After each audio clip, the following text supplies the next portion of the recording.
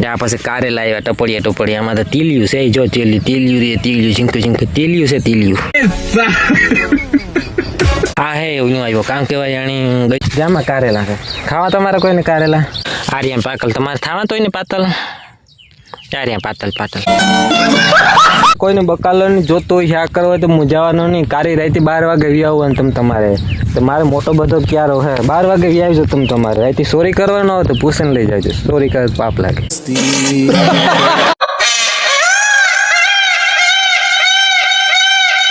સ્વાગત છે ફરીથી નવા બ્લોગમાં કેમ છો તમે બધે મજામાં તો રામ રામ ખેડૂત ભાઈ કેમ છો તમે બધે મજામાં જશો જોરમાં આવશો તો સ્વાગત છે એક નવા વિડીયોમાં મગના ખેતરમાં બાજરાના ખેતરમાં વચ્ચે હે વંડી ઇલેક્ટ્રિક થાંભલો તો આ રીતના હે મસ્તીના રાબડા જેવા મગ બતાવવા મસ્તીના રાબડા જેવા ઉનાળો બાજરો બતાવવા અને ભેગા બકાલા ક્યારો પણ હે બધું મિક્સમાં હાલે હે અને જેમ કે ટપડે 2 થરની વંડીનો પારો પણ હે તો આ છે ભાઈઓ બહેનો ટપોડી એક જિંદગી 2 થરની વંડી આ છે કારેલીને છોડવો એમાં કારેલા આવે આ હે 2 થાંભલા ઉપર વાયરું બાંધ્યા આ રીતના ખેતર હે આ કરો મગ હે ના કરો ઉનાળો બાજરો હે ઉલ કરો પડતર પડ્યું કંઈ વાવ્યું ને આ બધો જીનકો ટપોડીઓ બાજરો નહીં બકાલાનો ક્યારો હે કારણ કે કાંઈ સવારે ઉઠીને બકાલું ખાવો હોય ના પડે બધું આ ને તેને ફલાડો પુત્રું દીકરું કારેલા ને ભીંડા ને ગવાર ને આ ને ઓલા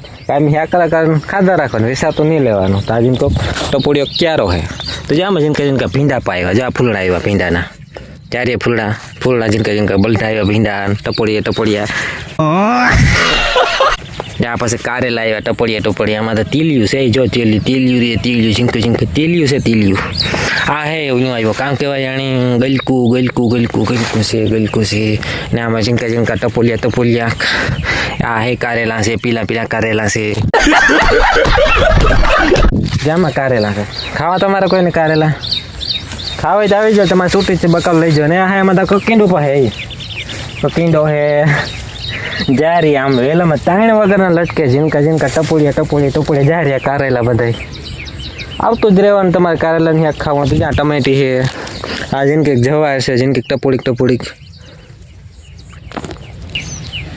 તા પાસે આવેલો પડ્યો ગ્લાસ કોક ભૂલે વ્યુંગું મારા જેવું કોક ભૂલેકણ્યું તો ટમેટા આવે ટમેટા આવ્યા ટમેટા હે આ તો ઓલા હે ગોલા ટમેટા ભાઈ મોરા ગોલા ટમેટા હે વેલા ટમેટા પાકલ ને જ છે પાકલ પણ હે આર્યા પાકલ તમારે ખાવા તો ને પાતલ આર્યા પાતલ એટલું બકાલું હે ભલામણ તમે કુમારે કોઈને બકાલો ની જોતો હોય શાક કરવો હોય તો મુજાવાનો નહીં કારી રાતે 12 વાગે વ્યાવવાનું તમે તમારે તો મારે મોટો બધો ક્યારો હે 12 વાગે વ્યાવજો તમે તમારે રાતે ચોરી કરવાનો હોય તો પૂછન લઈ જાજો ચોરી કરે પાપ લાગે ચોરી નહીં કરવાની પૂછન લઈ જવાનું ને આજો છે કે કુંડાળું માંડવી પાસે આમ ઉગી તમારે કોઈને ઓરા ખાવા હોય ને માંડવીના તોપા લઈ જવાના છૂટ જો આમાં ફૂલડા આવી ગયા મગમાં જો આ બધા ફૂલડા ને હિંગું લાગી ગયું હમણાં ઢીગલા બંધ મગ થઈ જવાના આખો ખેતર જ મગનો ભર્યું તમે તમારે જો આખો મગનો ખેતર છે મને મગ આખા ખીચડી કરીને ખાધા જ રાખવાના આખો ઓરા ખીચડીને તમે તમારે દાળ ભાત ને ખીચડીને હબાટી જ બોલાવવાની આખી વાહાટ જ મગનો ખેતર વાવ્યો ના કરો જો બાજરો વાવ્યો આખો બાજરો 2-3 વીઘાનો રોટલા બનાવવાને ખાધા જ રાખવાના તમારે કોઈને બાજરો ખાવો હોય તો લઈ જવાનું છૂટ છે પછી કહેતા નહીં કે મને બાજરાના રોટલા ખાવા હાટો સેપ્ટિક બાજરો પણ ન આપ્યો હા તો છૂટ રામ સીતારામ ભાઈ બધા ખેડૂત ભાઈઓને આ વર્ષે ઉનાળુ મોસમ એટલે કે તલ છે મગ છે અમુક જગ્યાએ અડદ છે ટોટલી જગ્યાએ બધા ખેતરોમાં એમ જોઈએ ને સૌરાષ્ટ્રમાં તો મગના ખેતરમાં જોઈએ તો એટલી ભાઈ નરવાઈ છે ને કે ના પૂછવા એવી નરવાઈ તો એકેય વર્ષે નથી આવી કારણ કે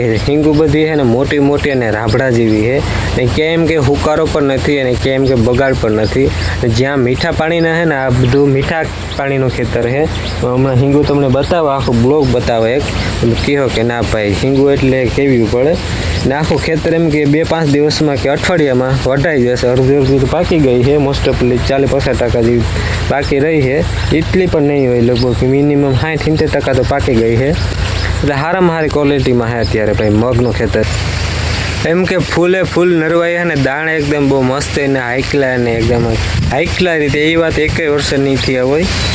ખબર નહીં શું હોય આ વર્ષે તો હોય યાર.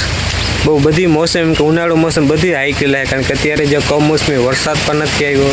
બધી રીતે ફાયદાકારક છે આ વર્ષે. મોસમ કરવા લાયક છે ને પૈસા કમાવા લાયક છે. બધાને પૈસા સારા મળે છે કારણ કે બધા ઉતારા સારા છે. વીઘામાં 15 મણ 20 મણ અમુક અમુકને સારા જ્યાં ખેતર છે ખાતર પુતરવાળા છે. મિનિમમ 10-12 મણ તો વીઘે ત્યાં જ છે લગભગ મોસ્ટ ઓફલી લગભગ ખેડૂત નહીં. એથી નીચે તો ગયા જ નથી. બધી મોટી મોટી સિંગો છે. આ જે અડધી કાશી છે આ બધી જો સિંગો રાબડા જેવી છે મોટી મોટી બધી છે. આખા ખેતરમાં એમ કે 60-70% જેટલી પાકી ગઈ છે બધી. એમ કે સારી સારી સિંગો એમ કે આવી રીતે દર વર્ષે એકેય નથી થઈ ભાઈ. જોરદાર રીતના આ બધું મીઠા પાણીનો ખેતર છે આખે આખું. આખા મીઠા પાણી નદીથી ઓરવેલા હોય ખેતર એટલે બહુ સારો. અને જ્યાં ખારું પાણી છે અમુક અમુક જ્યાં કૂવામાં ખારા પાણી છે એમાં આકલા રીતે થયા છે કારણ કે મીઠા પાણીને તો પૂગે જ નહીં ભાઈ. એમાં નદીના પાણી હોય એટલે ના પૂછો વાત. એક મટુકાનો વેલો અહીં મંડીની બાજુમાં ગયો છે. મટુકાનો વેલો જા રહ્યો પસવાડે અહીંયા બહુ મટુકા આવે સુમાહામાં. તો હિંગુ બધી આખી અડબાવ થઈ ગઈ છે. તો કેમ હિંગુ મોટી મોટી જ છે બધી અટ્ટા ગટ્ટા જેવી. એટલે આમાં 15 મણ તો આહા રે 15-16 મણ જેવી આખી આખું. એમ કે બધી જોરદાર ક્વોલિટીમાં હિંગુ છે આખી આખી.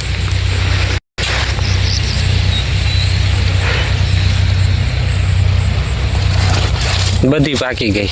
ક્યાંક 20% બાકી અહીંયા તો 2-5 દિવસમાં વઢાઈ જશે. આમાં મટુક આવી ગયા. હવે લગભગ 2 વર્ષથી આમના મેલો છે આમનામ આવે ઉપરથી થોડું થોડું કાપી નાખું. મટુક આવે એટલે બહુ મસ્તીનો આનો શરબત બને. સુમાહામાં તો બહુ એટલે બહુ જ મટુકા આવે. મગના કમાલ દેખો આખા ખેતરમાં એમ કે હા રૂંકે ઝૂંકે. તમને ક્યાંય એમ કે ખાલું દેખાય આખા ખેતરમાં? ક્યાંય ખાલું નથી દેખાતું ને. એક ખાલું નથી પડ્યું, એક મગ નથી પડ્યો. એટલી નરવાય છે બધા ખેતરમાં. અહીંયા બાજરો કર્યો છે થોડોક 2 વીઘાનો ઘર પૂરતો જ છે. એમાંય ફૂલ નરવાય છે. તો પોટામાં આવે ગયો બધું નીકળે ગયો. અડધર તો બાકી છે અમુક અમુક બાકી મોસ્ટ ઓફ નીકળે ગયો.